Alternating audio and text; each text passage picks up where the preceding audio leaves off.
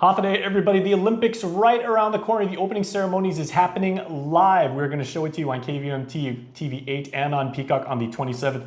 James Borja, a legend in his own right in sports, has won many gold medals in the art of spearfishing. But now the chef de mission. And James, first of all, congratulations. Good to see you, bro. Thank you. And congratulations on this honor. And I mean, what an honor it truly is to be the point of contact, the main liaison, the logistical manager for Team Guam at the highest stage in sports. So as someone who's done sports his entire life, I know you were chef de mission for the Pacific Games last November, but what does this mean to you as an athlete? For me, it's a privilege. I never expected or anticipated that I'd be the chef de mission for Team Guam at the Olympics. It's an honor to represent the island, and also an honor to ensure that all our athletes and their managers or coaches are taken care of when we're there, and they're able to navigate through the games with proper guidance, and we're on point. So we have 8 athletes competing in 6 events, amazing competitors. Each one is a champion in their own right. What has been their tempo? Coming in here to the Guam National Olympic Committee and Mighty, excited to be Olympians, excited to be able to compete on that stage and everything. What are you seeing from our team? For some of them, this will be not their first Olympics, but for one in particular that I've followed closely because I saw her performance in the Mini Pacific Games in the CNMI or Northern Marianas, and that's Manami. And the dedication and just the commitment, it's a personal challenge, right? And just to be able to train and just the stresses that come along with being a professional athlete, hats off to her, and as well as all the other athletes that have made it to the Olympics for Guam. Each of their sport, whether it be wrestling, weightlifting, judo, I mean, if you think about the discipline and the concentration that you must have, it's mind-blowing. So for me, the honors, being the chef is, once I was an athlete, and I still can be but I've taken the road, I guess, where I've been a manager and have made it to the Olympics as a chef de mission. Come on, bro! You just won the gold medal 2 months ago in the micro games for spearfishing again, man. Yeah, you can still get it done. Yeah, so it's for me, I think having the experience as an athlete and then eventually leading a team to medals, you understand everything that comes along with the games or any sport, right? It's dedication and ensuring that you as an athlete or as a coach or a manager, that your athlete is just going in there focused on what they need to do. And a lot of times, the manager or coach has to be there to support them.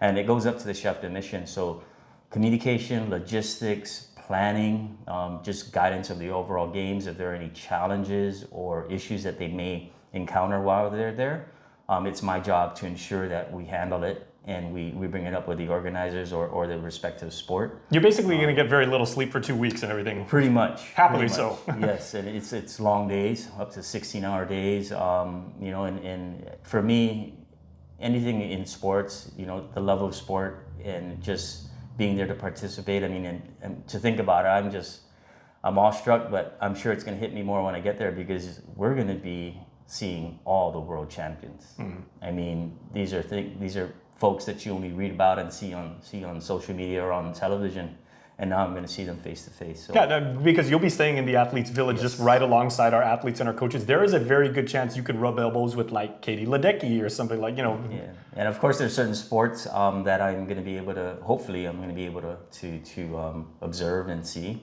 Mm-hmm. I'm looking forward to that. Okay, so with as much international athletic experience as you've had as an administrator and an athlete, what guidance can you give to the 8 athletes making up our contingent this year about, it's very easy to become overwhelmed by the moment or, to fanboy or to fangirl, when you see somebody like at that level? How do you actually control your emotions and basically say, stay locked in, stay healthy, stay focused? So if they've made it this far, that means they've gone through their regional championships, they've gone through Oceania championships or other international championships. So they've already got some of that built in, right? They've experienced it. And for me, growing as an athlete, it was the more competitions you've attended or have been involved in, it just builds your confidence and it gives you that much more to strive to do better, in the following years or years to come. And it all depends on you, is how far you want to take it as an athlete. Okay, I want to talk about the logistics though, because this has been your life for the last half year, right? Figuring out how to get there. It's not a it's not a close route to get from here to northern France. What is our route going to Paris? How do we get to Paris from Guam? So there's a group of us that are going through the Philippines and then flying up from there, as well as through Seoul. But we've looked at the cheaper and more, direct routes from Guam, and flying over to Asia, then up to Paris is the best route for us. Okay, and then once you actually arrive there and the team's all squared away, hopefully jet lag's over by that point, everybody's ready for the opening ceremonies on the 27th. Yes. We're arriving on boats on the River Seine for the very first time. This is super cool. You guys don't want to miss that when we show it to you, right? They've said each participating nation gets its own boat, but we're part of a much larger contingent here, being Guam, right? Yes, so with Guam, we'll probably be mixed in or sharing a boat with the Oceania, the rest of Oceania, our region. And what I've seen is, over the last years being involved in sports administration, Oceania, we have a really strong bond, right? Whether it be the Pacific Games or the Micronesian Games.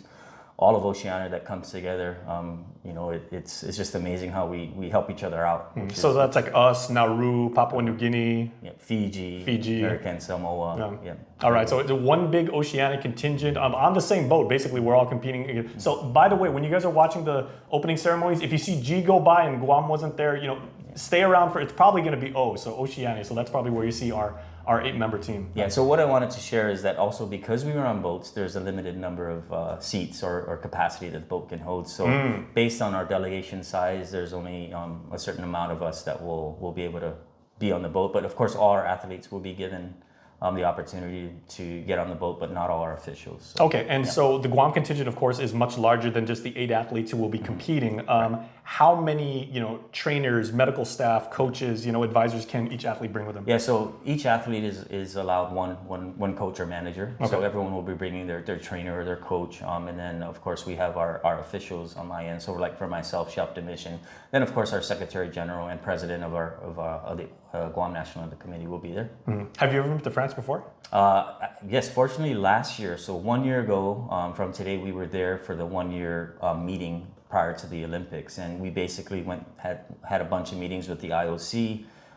We got to tour all the venues, and a lot of them were still under construction. So it was just amazing to get into the actual venue and just to think that this is where we're all going to be a year, which is now. Well, I'm a volleyball player, just like your brother. His brother Ken, one of our best volleyball players ever. They're actually holding the beach tournament right underneath the Eiffel Tower. Yes, so that's definitely one of the events that I'm hoping to see, time permitting. I do want to see breakdancing, BMX, but of course also gymnastics, right? And swimming.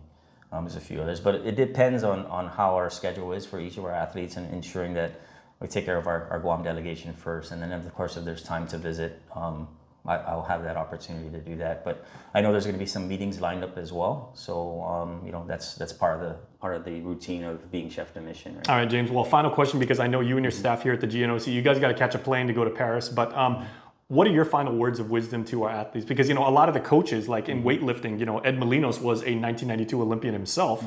They're learning. These are the best of the best, right? So being locked in and everything like that, they've proven that. What advice can you give them about representing the island and and saying like we're out there and we're Team Guam? It's just do your best, do better, and continue to do what they've done for the last year or 2 or 3 years, because they've actually been down the road in order to get to the Olympics, right? Whether it be having to compete in various competitions to gain points, going through the Oceania qualifiers. It's a bunch of things that they have to do and commit to, and we all know as an athlete.